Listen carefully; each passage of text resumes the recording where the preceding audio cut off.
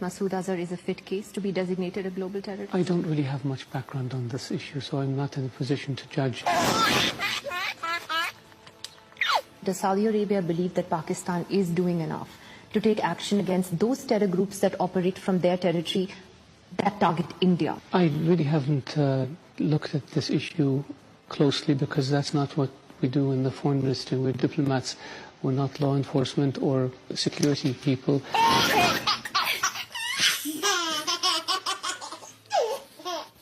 During this trip, was the message given to the Pakistani leadership to act on these groups? To their credit, they have worked in the tribal areas. They have lost a huge number of soldiers going after the terrorist groups in the tribal areas. So their view is that they have made a great sacrifice and that they're doing all they can to go after the terrorists.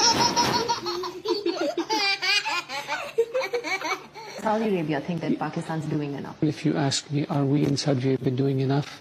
I would tell you there is never enough. You have to keep looking for more ways. You have to keep looking for other ways. You have to keep looking for other methods in order to make yourself more effective. You can't have the success and then rest on your laurels.